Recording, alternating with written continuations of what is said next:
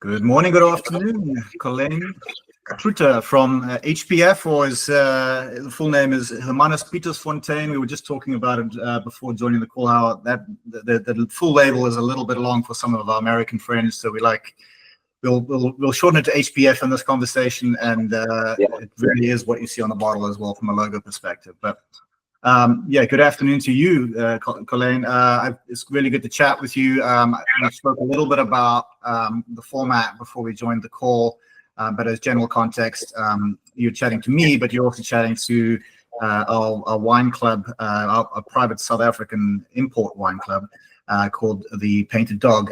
So the idea is really just to give these folks a picture of HPF and a little bit about where you guys are based, a little bit about the winemaking process, the terroir, and the geography, as well as, of course, the amazing wines that you produce. So, but before we dive into that, let's talk a little bit about who is Colyn Truter. If you want to just give us a little introduction to who you are, and then we can keep going from there. Yeah, sure, Warren. Thank you very much firstly for the opportunity. And as I said to you earlier, I think it's Friday afternoon here in South Africa, so it would be ridiculous of me not to pour a nice glass of the Calf with Macy's Sauvignon Blanc. Cheers to that. Thanks for the opportunity. I've been involved with HPF Hermanuspietersfontein now for just over 2.5 years. In the beginning, it was mainly exports. And then from February this year, Willem, the winemaker and MD of the company, asked me to join them on a full-time scale. So I've obviously been involved with the brand previously. I worked with Willem on the oak side, but I was really astounded by just the sheer brand strength in South Africa. It's not often that you hear about a brand that's almost 98% local. Where other brands are scaling themselves to a larger export market and maybe a smaller local market. So it's an exciting phase for me to be involved in the marketing and sales of such a strong South African brand, very Afrikaans South African brand, as you would see, going through the website and looking at the wine names, which we'll touch on a bit later as well. Willem has been a very good friend of mine since our varsity days, so more than 20 years. So it was a really nice, also I think a change for me, being in the wine industry for over 20 years, selling wines locally and abroad, having been to the US since 2006 regularly every year. So it's a fun phase for the business now that we are looking at expanding our export markets. But as we alluded to in the beginning, the name itself sometimes pushes the consumer away. But that's why we felt that the monogram HPF that's so strong on the packaging could be a really nice way to kind of translate into different languages. I like that. It's almost like you're not. Well, what I've seen with some of the other brands in the region, a lot of those brands push away from the Afrikaans heritage because of those challenges. But you guys seem to have found a nice balance. You've got the HPF element, the logo, the icon. But then the names of the wines, true to the authenticity of the heritage, which is great. Yeah, exactly. And we, as you know yourself, the Cape, especially the Cape Winelands, is a huge tourism destination. So I also feel a lot of brands mistakenly have gone the route of changing the export label to what is available in the local market. So you get a foreigner traveling here, loving the wine, and they're like, well, I can't find it in the UK or in the Western Europe or in the US. And the plain simple reason for that is maybe sometimes the brand just changed the packaging to be more Americanized or more English, if I could call it that. So the authenticity definitely pulls through in the packaging and the branding as well, because we would love people that enjoys it when they're on the trip in South Africa to have it in their local market at some point as well. Yeah, amazing. Just stay with the international side for a second. So firstly, the direct question: can we get HPF in the United States at the moment in a store? Where are you distributed at the moment outside of South Africa? So currently we did work with a US importer, and COVID obviously slowed down quite a lot. I'm sure you would have felt it as well. So we're kind of in a limbo phase, also kind of We've gone through some packaging changes. We'll relaunch that in the website very soon with some of the new vintages. So we also pulled back a little bit because there was quite a planning phase going forward with that. So at the moment, we haven't shipped any wine to the US probably in a year and a half, maybe 2. So it's definitely I'm a big believer that the US is a very, very important market for South Africa, just the sheer size. And I don't think we're even touching 2.5–3% of the local wine consumption in the US. So the opportunity is there. When you think of exporting the wine to Holland or the Dutch market, it's very translatable, even in Afrikaans. So the old traditional trading partners, the UK, Holland, Belgium, even Germany, have always been easier to sell into. But as I said earlier, even with that exports, we are still sitting at roughly 98% of our volume sold in South Africa. Selfishly, we're actually okay with the fact that you aren't in the United States at the moment, because we like to get a hold of your bottles through the club and be able to take that bottle and put it on table at a lovely restaurant or a nice dinner party and say to the people around us, you can't get this. It's special. It's exclusive. It's something that we have access to, which many other people don't. So there's a little exclusive story around you guys not being mass produced, and mass available in the United States, which is the Painted Dog, and what I do on some Bella Cellars is very much around that sort of more craft, small batch. We were talking about earlier, authentic wines that really that we like. But let's change feet. Let's move out of the business side of things for a second and talk about just where you guys are based. I would love if you could give us a picture of the region where Hermanuspietersfontein is, what the terroir is about, and how you guys think about how you access that terroir and what it means for the wines, and a little bit, if there's any story around what is and who is Hermanuspietersfontein, before we go in and talk about the wines. Yeah, sure. So even though I'm sure a lot of your club members and people that know South Africa quite well will be familiar with the town of Hermanus, but let's call it an hour and a half. Well, with traffic these days, probably 2 hours direct, like kind of southeast of Cape Town. A big whale watching area, a beautiful holiday beach town. It used to be. Now it's getting close to being a city with a kind of migration of people, immigration here in South Africa. And then obviously also the wine route very close to it, which is called Walker Bay. That is kind of the broader wine region around Hermanus. Funny enough that a lot of people do mistake us as being a Hermanus wine of origin wine, or kind of out of that area. But even though the winery itself is situated right slap bang kind of in the middle of Hermanus, where as you enter the town, the vineyards is in a beautiful, very secluded, or I want to say isolated spot called Sondagskloof, which translates to Sunday's Glen in English. And that's about 40 minutes southeast of Hermanus, so even further away from Cape Town as you approach and go towards the southern tip of Africa, Cape Agulhas. So that's where the vineyards are. And I want to say the USP, and I don't always like the word unique, but the real USP for us, I believe, is really where the grapes are grown, in that little pocket of Sunday's Glen. And there's, up until today, there's roughly around 90 hectares under vine. So it's very, very small. Out of which HPF owns and manages 65 hectares. So, let's call it more than 2/3 of the growing region is owned by us. And then out of the region, the wine of origin Sondagskloof region, there's literally about 3 brands or winemakers who works with grapes. That's including us.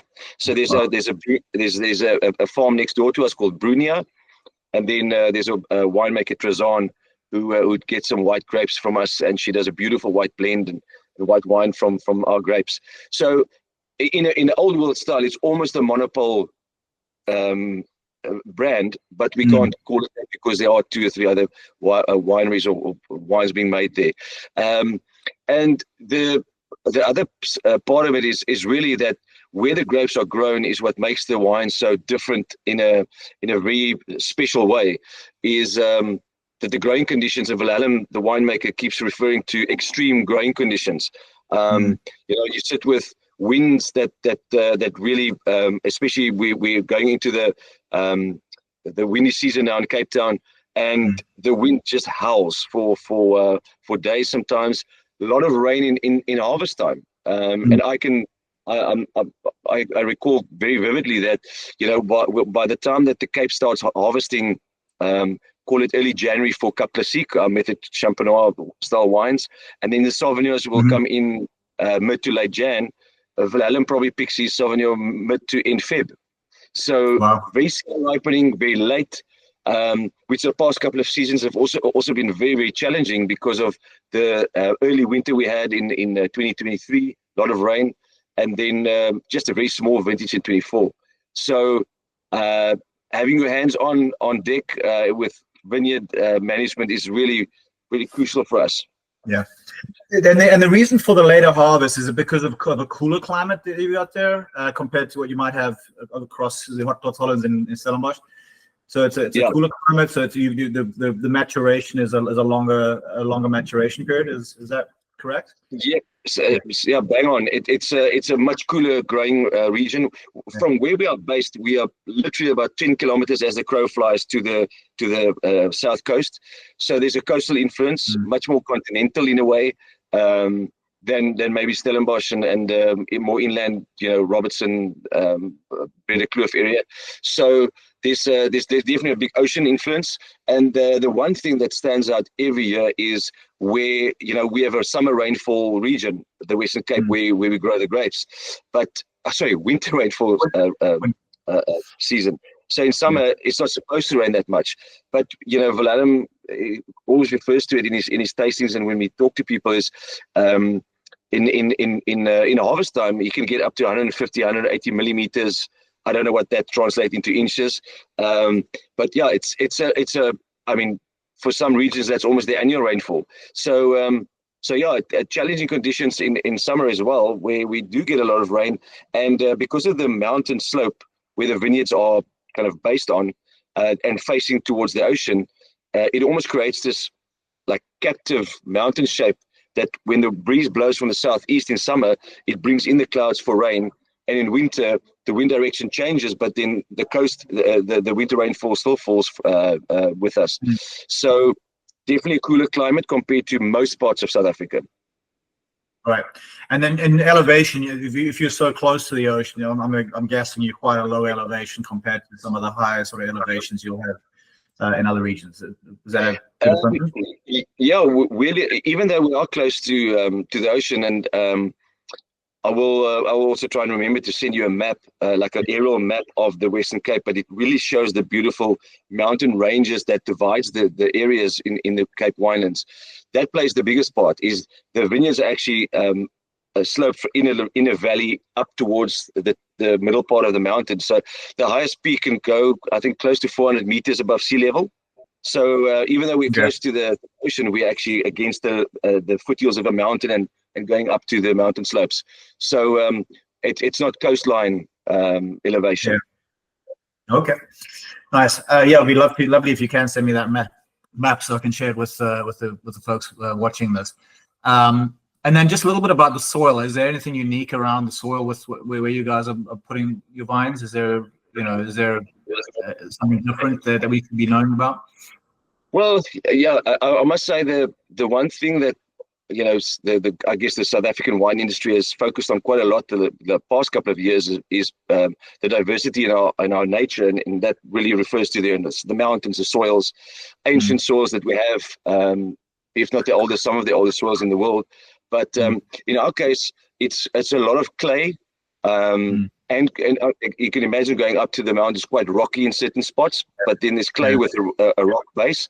And actually, when we were on the farm not too long ago, Vlalam showed us the quartz, a quartz riff going through the vineyards as well. So good draining soils, but more clay-based, very healthy soils obviously as well. But even with that, and because of the wind, our yields are quite low.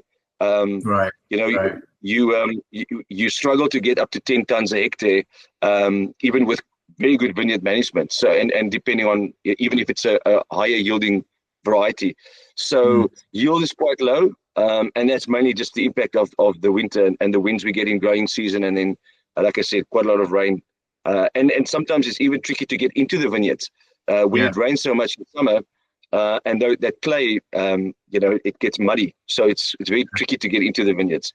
Yeah, amazing. I mean, and I think most of the folks know that that they'll be watching this. The more extreme the conditions, actually, that's good for the winemaking, because you want the vines to struggle a little bit, which really concentrates the flavor profiles coming out of those grapes. Yeah, quite right. I mean, I also tell people quite often when we do tastings, when you do gardening at your home, you want fertile soils because you want your plants and flowers to grow. It's almost the opposite for agriculture. In a way, you want the plant, especially a vine, to struggle naturally, because it just concentrates. It builds their memory in terms of good seasons, bad seasons, and it actually creates a lot more complexity, rather than having very fertile soils with a lot of yield, and then you lose the quality and the I want to say the speciality of it as well, which in certain growing areas you want that, because the farm, the budget and the business plan is built on volume rather than just quality. So in our case, we have to play the opposite, the quality and the authenticity side. Amazing. Okay, let's talk a little bit about the actual farm, if you like. But we've talked about terroir, which is great, and the region is great, and the extreme winemaking conditions, which is amazing. But Hermanuspietersfontein, as an established brand, a farm, on the label you've got the date 1855. So I'm assuming there's some story behind that. Can you talk a little bit about that? Just what is there outside of the grapes and the vines? Is there a manor house? I unfortunately haven't been there, but I plan to go there soon. But if you can paint us a picture, that'll be amazing. Yeah, it is really a beautiful story, actually. It's no secret, but we use it quite often. For those who follow us on Instagram or social media, will see the lamb being quite a evident part of. No, well, this is unfortunate, the lamb, but I should have worn my HPF shirt. This is a local brand with a Nguni bull on, but yeah, for lack of a better expression, this is the HPF lamb. So, and for those guys, I'm pretty sure who knows Bordeaux knows about the 1855 classification. So the date has got nothing to do with that. But in short, the town of Hermanus that it is today was founded by a guy called Hermanuspieter's. And he was a teacher, a Dutch teacher, who at the time when we were in the late 1700s, early 1800s, were part of the British colony. A lot of the Dutch citizens moved away from Cape Town to get kind of almost out of British rule, or didn't want to adhere to the British law. So in the area of the Overberg, where, as you go towards Hermanus, the current Hermanus, the guy Hermanuspieter's was a teacher. So he taught the Dutch farmers' kids, to stay true to their Dutch heritage, and obviously schooled them. But for the most part, a lot of them couldn't afford to pay him, so they paid him in sheep. And he literally got a herd and a flock together very quickly, but he also needed land to, for them to eat and graze. So he ventured out and came across this freshwater fountain that he could then give his sheep some water. And that fountain is still active in the town of Hermanus today. And that's how the little village of Hermanus was established. In 1855, it was registered. So that's where the town was called Hermanuspietersfontein. And fontaine is fountain. And Hermanuspieter's is just his name and surname. So years later, the postmaster, who had to write out all the mail, just found that Hermanuspietersfontein was just way too long. So he shortened it to Hermanus. And that's where the town's name has come from. But it's the beautiful story of this Dutch teacher who was paid in sheep, and then found the town that is today, Hermanuspieter's. So Hermanus. So as I said earlier, the cellar is based in Hermanus, again staying true to where we are, even though the vineyards are not. There's a beautiful self-catching accommodation on the farm. It's quite a a dirt road to get there. So when you do come, you have to have an SUV of a 4x4, as we say in South Africa, a bakkie. It's such a tranquil, beautiful area to just to sit on your outside patio, have a glass of wine, and just basically listen to nature, because the closest town is about 20 kilometers from us. Amazing. And for those that haven't been to that region, I mean, Hermanus as a town is well known for a few things. Obviously, HPF is one of those, but a big whale watching part of the world, a very beautiful coastline, a very rugged coastline. And from what I can remember, we haven't gone there many years ago. Good places to eat and just have a good Sunday afternoon over a glass of wine of HPF and looking at the whales, which is a beautiful part of the world. So you talked a little bit about the vineyards versus the where you guys make the wines. How long has HPF been in existence? What is the story of the actual the winemaking, if you like? It is very young. The first vintage was 2006, around about 2006. So we're approaching 20 years now.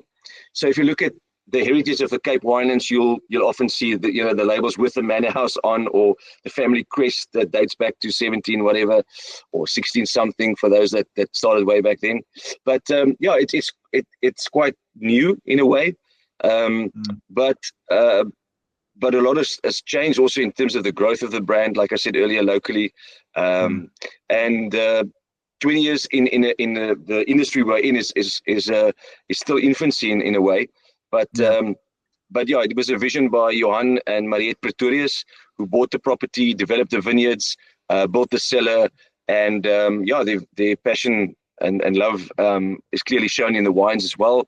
And then Willem joined the business in 2014, so he came from quite a big winery business here in South Africa, and joined the real side of the wine industry, which is our private smaller guys who has to work really hard to sell our wines, not because it's not good, just you compete with the big guys as you would do in the US with Gallo and the bigger national distributors and all of that. So Willem sadly couldn't be on the call, but he also made a lot of changes in the focus of where him and the family would wanted to take HPF from a focus point of view with the wines we make, and nailing down what we would like to be known for. And quite often in South Africa, and I won't say just South Africa, maybe in the New World as well, we often get caught with, you want to cater for every palate and every market, so therefore you've got 20, 50 SKUs that you produce, which we've actually shrunk our range the last 10 or so years to make lesser wine, but with a focus on certain SKUs. And that's the portfolio that you can see, in your product list as well. That's a great segue. Should we change feet a little bit and start talking about the beautiful wine for a little bit? We've got I think you've got 7 labels in your portfolio. Maybe you can. I'll take your lead on how you want to take us through those wines. When you start talking about some of them and what makes them unique. Well, thank you very much. I'll take a sip of this beautiful Calf with Macy now. I'm very jealous because we were talking about this before we jumped on the call, but it's only 10 a.m. in the morning now. It's actually 10:30 now. But so I'm drinking. I had my coffee, whereas you're already getting stuck into the wine. Amazing. All right. Well, it will be 5 o'clock very soon there with you guys. So just to show the viewers, the monogram on the label is in a big way our brand driver. To make it easily recognizable and easily relatable to the consumer. The packaging is very simplistic. Sorry, the light will glare now, but it's very simplistic. But each wine has a specific name, and we've basically tried to give each wine a character or a characteristic that's reminiscent of the wine inside the bottle, but then also kind of a personality around it. So, as I mentioned earlier, Willem, after a couple of vintages there, kind of realized that Bordeaux white and Bordeaux red varietals that we've got planted on the farm is what we would like to be known for. So Sauvignon Blanc is a big part of our production, but also a big focus product for us. And we've got two different ones: the Calfoot Macy, which means the barefoot girl in English. That's more the lighter, brighter, kind of fresh, crisp style of Sauvignon. And then Cat Mediopian, which means cat with a wooden leg. It really just refers to a Blanc Fumé style of Sauvignon. So an oaked version with roughly about 25% new French oak, and the balance is older French oak. So it's a richer, fuller, broader style of Sauvignon, and it really showcases the differences in, the same grape from the same farm, or those different blocks, but also treated differently in the cellar. And those two are very clear white wine focus for us. Then Blues, which means blush, is our rosé. It's a dry style rosé, which is mainly Merlot and Malbec. Actually spent 2 to 3 months in older barrels before release. So dry rosés globally has grown quite a lot the last 12, 15 years, and there's a lot more to rosé than just Provence, and South Africa does rosé really well, and it's actually become a big part of our portfolio, also with our local climate here in South Africa being so warm for the most part. And then the Postmeester, which means the postmaster, refers back to the postmaster who changed the town's name. That's a Merlot. For the lack of a better expression, it's basically an unwooded style of Merlot. It's really a fresh, vibrant, fruit-driven style of Merlot. Kind of your daytime red wine that you can put in the fridge, chill it down a little bit before drinking. It's in a way uncomplicated, but it's still a beautifully elegant, soft style of Merlot. And I know that Sideways killed Merlot and built Pinot, but Merlot seems to be making a comeback, and South Africans love it because for some reason the consumer thinks Merlot as a varietal is this more feminine, softer, more approachable red wine style. So luckily it's quite a big skew for us. And then going into the blend side, I want to say Bordeaux side, we've got Kleinboet, which means little brother, and Arnoldus, which is named after the owner, Johan. And it's all 5 red grape varietals from Bordeaux. So you've got Cab Sauv, Cab Franc, Merlot, Malbec, and Petit Verdot. Kleinboet is kind of quite literally Arnoldus being the bigger, fuller style of Bordeaux blend, and then Kleinboet being your I want to say the softer side of that, without calling it light, because light could have a negative connotation as well.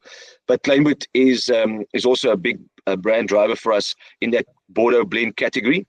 And then one of my favorites, not just because I sell the wine, but as a varietal as well, is the Swartskap Cabernet Franc, which means a black sheep, again referring to closely to the sheep connotation. But also when you think about Bordeaux, you've got left and right bank, you've got Cabernet and Merlot, being Cabernet Sauvignon and Merlot being the main blend varietals that they focus on. But Cabernet Franc is almost kind of disappearing somehow in the blend. No one really talks about it. So it's kind of the black sheep in a way of Bordeaux as well. I mean, you can name a handful, if that much, of French producers other than Cheval Blanc who uses Cabernet Franc quite extensively. So the Swartskap is definitely a big focus for us to elevate the varietal, but it really shows the site where it comes from so well. I mean, Sauvignon to me is one of the best grape varieties to show where it comes from. Where others you can quickly manipulate it with oak and the way that you make it, but Sauvignon is one of those grapes that shows the home where it comes from so well, and obviously crossed with Cabernet Franc to make Sauvignon Blanc. So Cabernet Franc also has that inherent way to show its origin really, really well. And I have to mention also that even though the last bottling of Arnoldus was in 2017, and we'll release a new vintage 2021 probably in the next year, but we wanted to go to a focus of where Kleinboet is becoming our kind of more regular available Bordeaux blend. We want to bottle Arnoldus in exceptional vintages, and again with a focus on smaller top quality bottlings rather than having a SKU that that you sometimes feel you have to have. So that's just the reason why the vintages are on the website. So only 2017. Right. And then on the winemaking side, I have to mention though that we do a lot of investment in making sure that the wines are released at the right dates. So we actually bottle mature the Swartskop and the Arnoldus for at least a year or two before release. Amazing. I think you might have left one out, but I might have dozed off. But the Shiraz, you got a Shiraz in the portfolio as well, right? Yeah. Sorry. Well, I didn't leave it out because it's called Skoonma, which means mother-in-law. We used to have a wine that was a Rhone blend, so kind of the opposite. They have the Bordeaux blend one, and you've got the Rhone blend, kind of to showcase the two differences, and even though it's from the same site, but with the focus moving towards Bordeaux white and Bordeaux red, and also in a way, Shiraz, especially from South Africa, has gone through a phase where stylistically it's changed a lot in terms of being more approachable, brighter, lighter in style, rather than this really big, bold blockbuster reds, which the New World, unfortunately, didn't do ourselves favors in. It's almost like those big oaky Chardonnays. Now you've got this big oaky, very alcoholic, rich styles of Shiraz. But Alan played around quite a lot behind the scenes with trying to make it in different ways to showcase the more, I want to say, the more softer, more elegant, but also more complex style of Shiraz. So Skoonma is, we're very excited about kind of the new phase that Shiraz is going, and we wanted to tap into that as well by making a different style. And being a cooler climate, we do get more of that peppery, spicy characters because of our growing season, rather than the more plummy, darker fruit and kind of opulent, riper styles that maybe from other regions produce. Yeah, it's very much the Shiraz, or as more common called over here, the Syrahs, are the South African ones coming through, and the ones that we bring in are really becoming quite popular. They really are good wines. The Shiraz coming out of the South African regions have really matured into really good wines. I was out for a dinner party last night, and we drank 2 or 3 bottles of a South African Shiraz. Unfortunately, not yours, but it's really a good varietal coming out of the region at the moment. It's really matured into something quite nice. Yeah, I think the reality is that not just South Africa, but Australian Shirazes, and we didn't do ourselves favor in what we, and even locally, people love it. It won competitions, and it looks like a Christmas tree with all the medals, but it's so rich and powerful that after a glass of wine your palate is tired. And we are all in the business of selling wine. We want people to pull a cork of HPF and enjoy it, and not feel like, oh, you know what, I'll have the rest of the bottle tomorrow. And that is a big focus that Willem brought to the winemaking side as well, is the longevity, the drinkability, the freshness and vibrancy of the wines, because that is what makes it almost, it makes you salivate for more, and you actually want more of the glass of wine, whether it's the white or the red, rather than making this big shouldered bodybuilder wines that tires out your palate. Amazing. So a beautiful portfolio. I mean, you've obviously got a balance of the whites and the reds. You've got the 2 Bordeaux blends, and then you've got again the 2 Sauvignons on either side.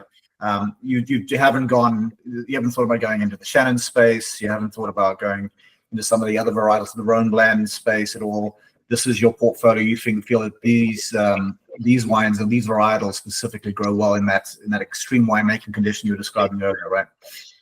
Yeah, exactly. And we, as much as from a brand point of view, you can quickly get caught by trying to do everything for everyone. Create a SKU or a price point and kind of have layers of in your portfolio. We have gone the opposite route. As I mentioned earlier, at some point they were up to, I think it was 7 different Sauvignon Blancs. Now there's 2 with very clear, distinct differences. And that's where the trick lies to me, is if you have the same varietal and you taste them side by side, it has to be, not just in price point, it has to be stylistically so different that people understand why you have the two. Yeah. We don't have Chenin planted on the farm. There's no plans to plant Chenin anyway. But by using this portfolio of wines that we currently have, it gives us focus to work from a foundation rather than trying to make the product list too wide and too broad. Look, we've got Malbec on the farm. We've got Chardonnay. Valhalla makes an amazing Chardonnay, small quantities like 1,200 bottles. Stuff that we bottle and literally just sell from our cellar door or to our direct customer base. A Pinot Noir that's mind-blowingly good. A Grenache, because the vineyards, the vineyard is planted there, but by just adding on more SKUs, it becomes troublesome on what we actually want people to sell. And I do believe for yourself, having a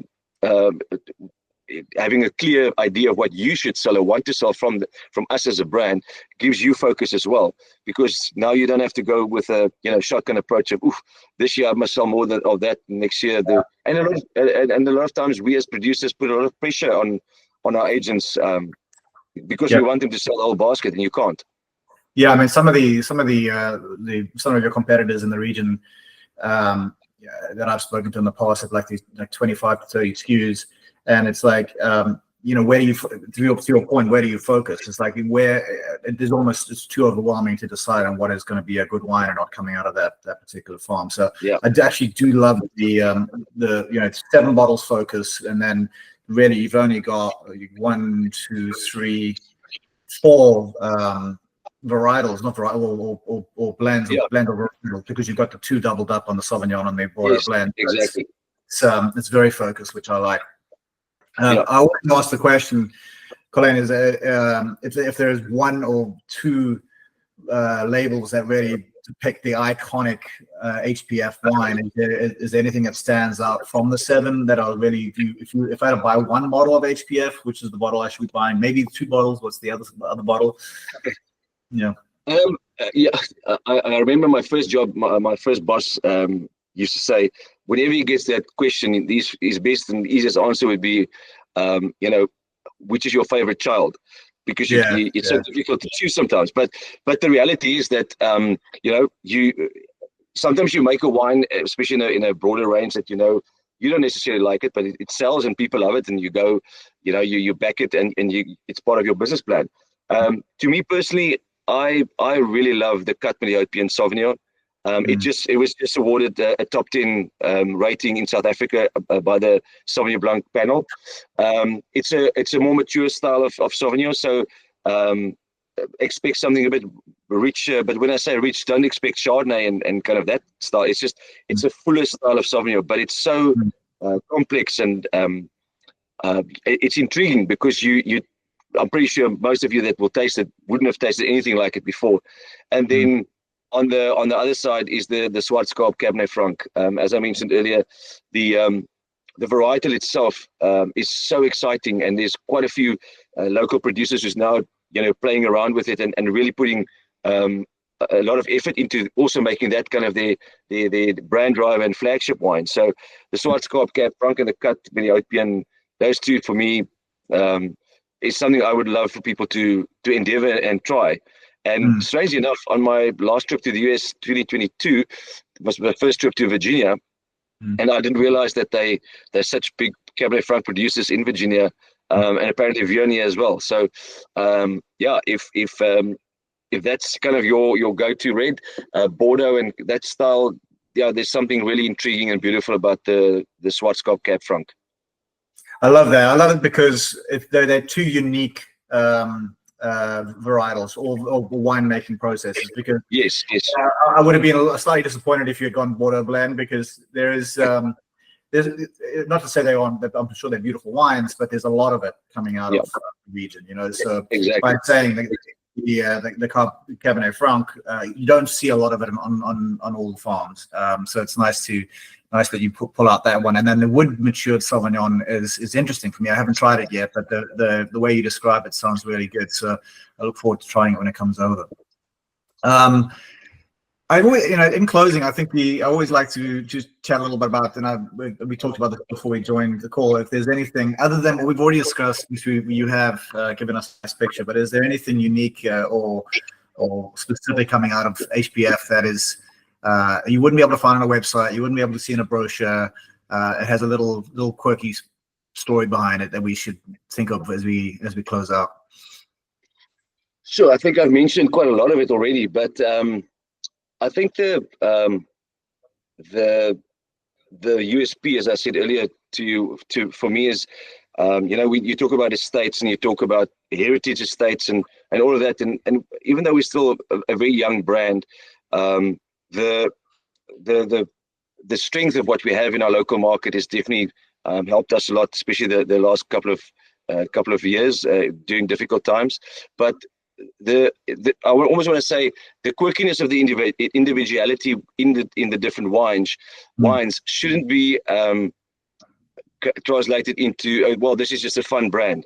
The name of the wine tells a story, and once you taste it, it will transport you back. Okay, I understand why this is called Kalf met Meisie or Swartskap, and the work that Willem and the team puts in year after year in the cellar and in the vineyards is really translated into the wines. And I almost want to say, maybe on a more serious note than a quirky note, or something that's special to me, selling these wines wine is actually a time capsule. If you think about it, you've got one opportunity a year to make a wine. And if you screw it up, you don't have a vintage. We talk about good vintages, bad vintages in Bordeaux or in different parts of the world. But when you drink a bottle of HPF, and if you've been lucky enough to be in South Africa or in Hermanus, wherever you drink it in the US at your home, you should be able to pull the cork, open the screw cap, pour it in your glass, and be transported back to South Africa, and then to Hermanus, and then to Sonnachskloof. And that to me is what we strive towards as a brand and as a winemaking team, is to have that time capsule that takes you back to that year or time that you were there. We often joke about it, but we all have that summer holiday, whether you're in school or maybe studying, and a song would be very popular back then. And 20, 40 years later, the song would come on the radio, and like you're already back there, in your 18-year student days. So that to us is, because of where we come from, it always pulls us back to Sunday's-Glen, Sonnachskloof, and we want people to also appreciate that when they drink the wine. Amazing, I love that. I mean, you've said a lot in a couple of sentences there. Obviously, I know that you're a brand man, you're an advertising and marketing guy, so the brand element is very strong, which is great. And then the winemaking, and then the sensory memory, I think it's called, when you hear something and it takes you back, is very much the reason why I do what I do with Sondela and with the Painted Dog. Is really bringing South Africa out of South Africa to people to experience it here, and then transport it back to where it came from. So thank you so much, Colyn Truter from HPF. We look forward to getting your wines over here. I'll be looping back with you in the next couple of weeks on behalf of our members, to order some of the wines to come back over here, and then listen to the story again and taste the wines after hearing from you and hearing a little bit more about the process and the brand behind them. So thank you. Awesome. I thank you for the initiative and giving us the opportunity to do this. And if I can, I would love to invite all your members and fellow wine lovers to, one thing I always hear when I'm in the US is, South Africa is on the bucket list, and 20, 30 years later, they haven't traveled yet. The flight is long, we all know that, but it's so worth while coming out to South Africa and seeing this beautiful country and spending time here, and literally then understand why it's such a special place in the world. And if I may ask all the members who do purchase and enjoy the wines, please send us your feedback and share your enjoyment of the wines, hopefully, and what you thought about it. And we mentioned it offline before we started, but wine is confrontational, or can be confrontational very quickly anyway, because people don't want to be confronted with very difficult questions of what you taste or what you smell. But even if you can't pronounce the name of the wine or the winery, that shouldn't deter you from trying it out. None of us can pronounce the Spanish or Italian or French wines, but we know we're drinking Burgundy and Bordeaux. So if you want to, there's such great wines and great value as well in the different price point tiers from South Africa available. So I really hope they support this initiative from you guys as well. And again, to Sondela and yourself, Warren, thanks for the opportunity of including us. Well, you're very welcome, and we'll definitely take you up on that invitation to come and visit. I know I will. So look forward to doing that. Thank you again. I'll loop back with you in the next couple of weeks. But enjoy the weekend ahead and finish that glass of wine and just relax. Perfect. Cheers, everyone. Thanks again. Ciao. Thanks, Colyn. Bye-bye. Bye-bye.